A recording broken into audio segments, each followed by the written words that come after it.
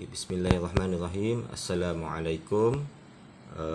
So kita sambung balik untuk kelas form 5, masih dalam topik bab redox. Okay, kita pergi kepada subtopik yang seterusnya dalam bab redox. Mungkin ada beberapa subtopik yang cikgu sekali lalu saja ataupun skip. Okay, sebabnya dari segi susunan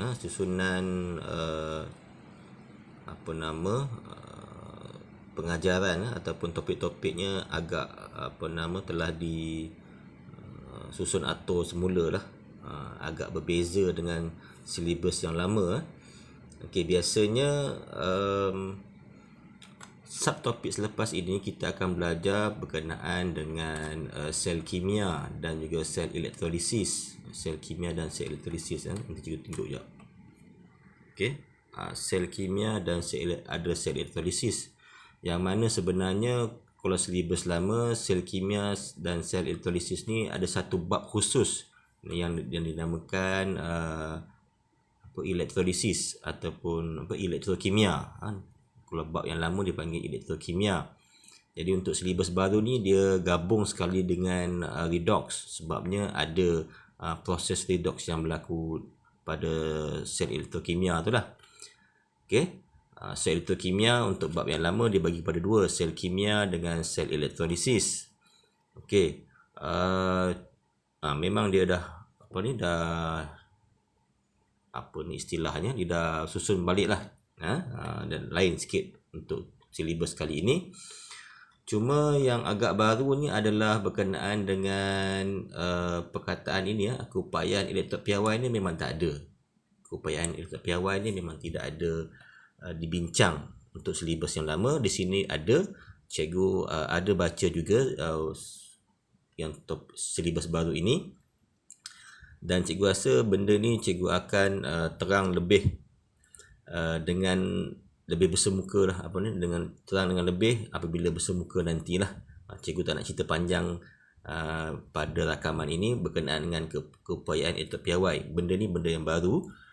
Okey, kalau benda yang lama, silibus lama, kami tak rujuk kepada keupayaan elektrik piawai, kami rujuk kepada satu siri seperti ini, siri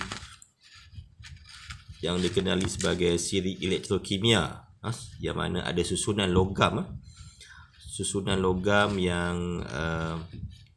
yang dibina oleh saintis lah, yang mana setiap pelajar kena hafal. Kalau dululah kena hafal lah.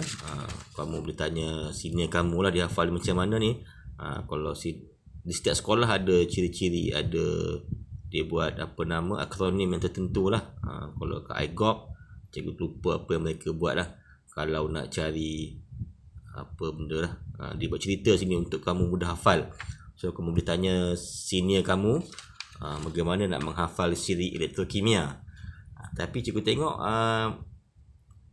siri elektrokimia ini dipanggil siri elektrokimia, tidak ada dinyatakan dalam topik kali ini, Walau bagaimanapun benda ni kita akan guna juga. Okey. So nanti kita tengok di sini letak kaitan dengan siri elektrokimia ni, kalium, natrium, kalsium, magnesium, aluminium, zinc, ferrum, stannum, plumbum, copper, argentum. Okey, inilah siri elektrokimia.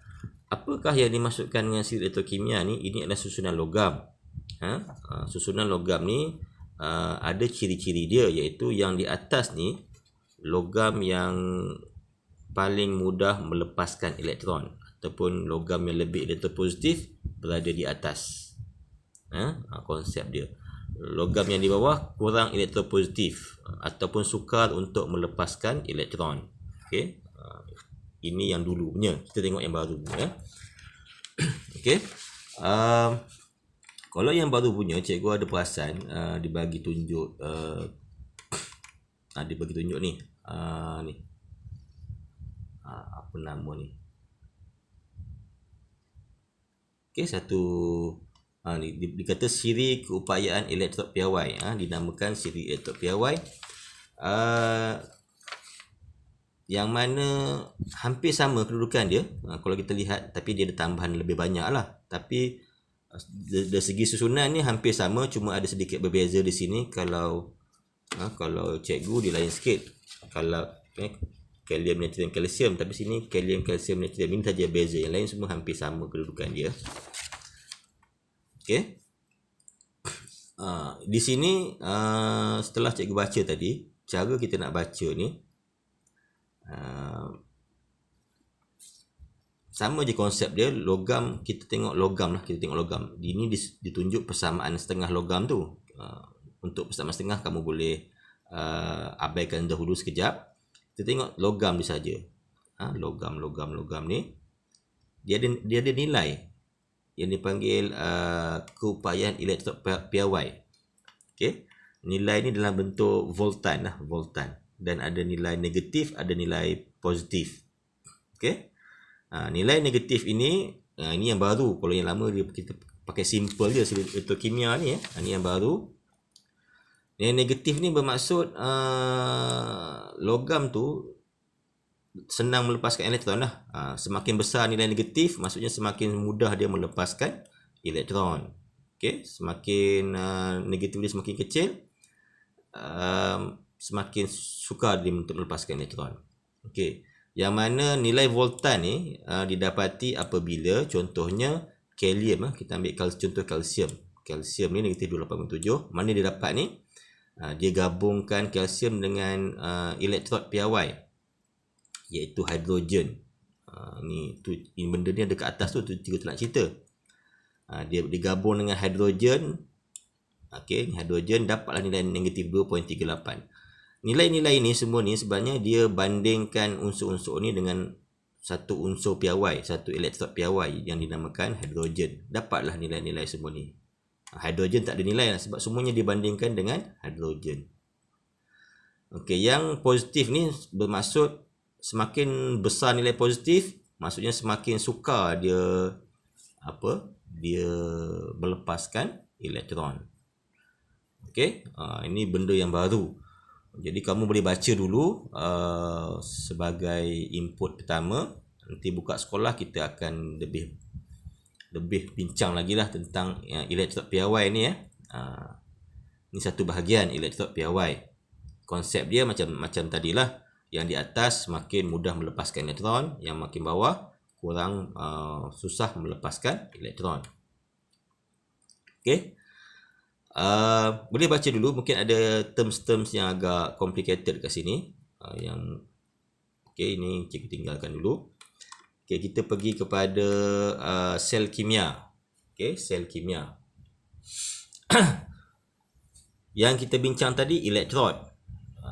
Dia ada kaitan dengan sel kimia, sebabnya salah satu radas dalam sel kimia mesti ada elektrod. Tak tahulah kamu pernah dengar ke perkataan elektrod ni. Elektrod ni adalah apa elektrod?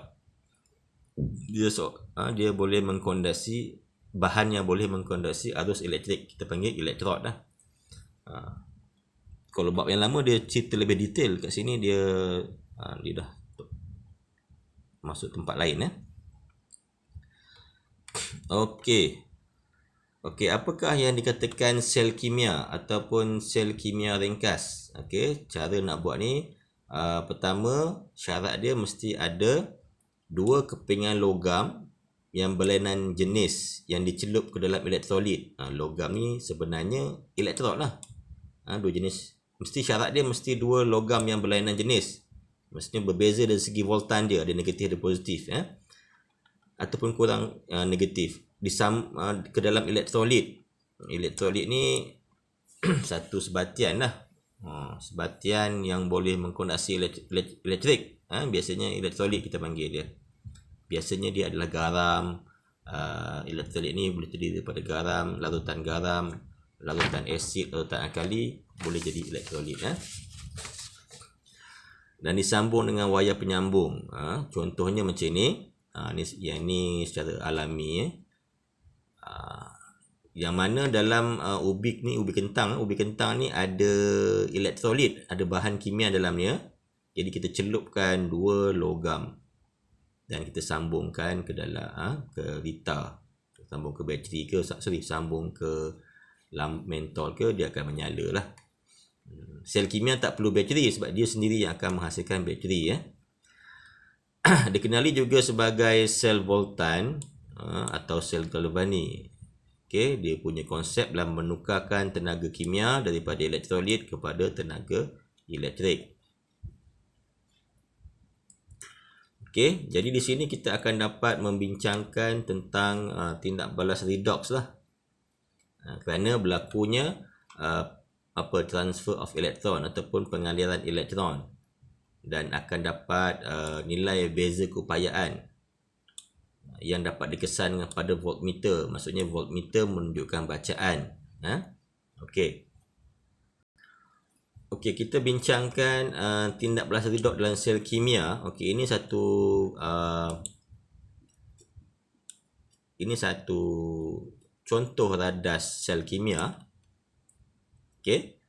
Apa ciri-ciri sel kimia? Dia ada 2 pasangan, 2 logam yang berlainan. Mesti 2 logam yang berlainan. Nampak, satu magnesium, satu kuprum. Mesti berlainan, tak boleh sama. Kalau sama, dia tidak akan menjadi sel kimia. Dia akan jadi benda lain lah. Okey.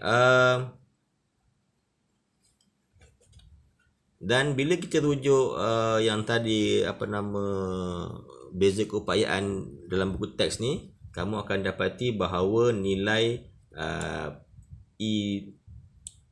nilai di magnesium adalah lebih negatif. Okey. Kita tengok balik, magnesium lebih negatif, manakala kuprum lebih positif. Okey. Kita balik kepada jadual tadi tu. Okey, kita lihat. Ini magnesium tu nilai dia negatif 2.38 dengan apa tadi, kuprum nampak kuprum nilai dia mana, kuprum positif. Maksudnya magnesium lebih elektron negatif,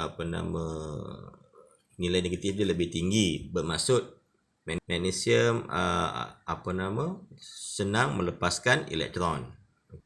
Okey, dekat sini ada perkataan terminal negatif. Terminal negatif.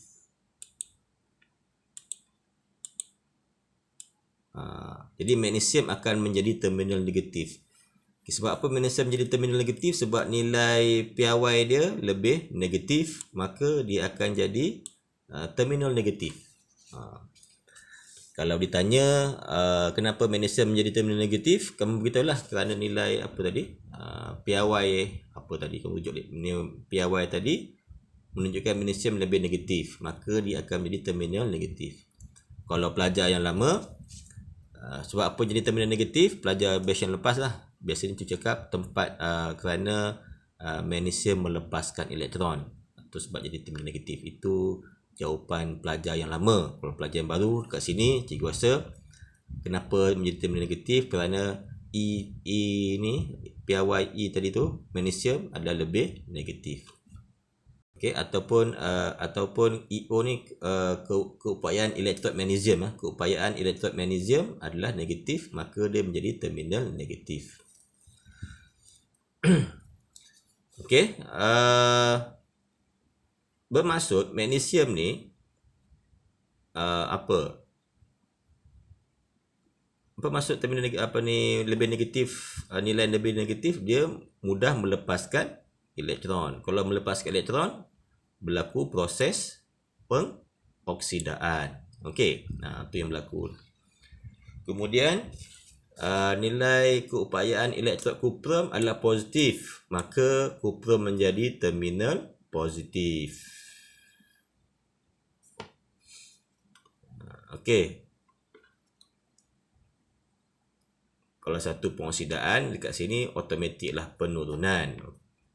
Okey, kita tengok apa proses yang terlibat. Magnesium di sini, logam dia akan melepaskan elektron. Nampak Logam dia melepaskan elektron. Jadi elektron yang terbebas tu dia akan bergerak melalui konduktor ni, melalui wire penyambung ni. Dan elektron ni akan berkumpul pada elektrod kuprum. Pada elektrod kuprum.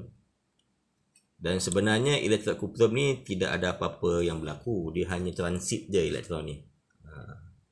Kuprum kalau tambah elektron tak ada apa-apa. Tapi keberadaan elektron yang banyak di kepingan kuprum ni akan menarik ion-ion yang ada di dalam larutan kuprum 2 klorida ni. Dia akan menarik perhatian ion-ion yang akan cenderung menerima. Okey. Jadi ion-ion yang cenderung menerima dalam larutan kuprum 2 klorida ni dia ada ion positif kan. Satu lagi ion negatif. Ion positif siapa? Copper 2 ion. Okey, copper 2 ion dengan apa ni? Hidrogen. Kalau kamu ingat lagi. Manakala yang negatif ada siapa? Ada klorida dengan OH minus. Cikgu tak pasti kamu dah belajar ni. Kalau bab yang lepas, bab elektrolisis, memang cerita banyak kat sini ceritalah. Kat sini dia dah tumpang kat sini, cikgu tak boleh nak cerita mengikut susunan pakai sumbat je. Jadi dalam larutan kuprum 2 klorida ni dia ada 2 ion positif kuprum bersama-sama dengan hidrogen kerana dia larutan mengandungi H+, dan juga klorida disamping OH daripada air. Okey.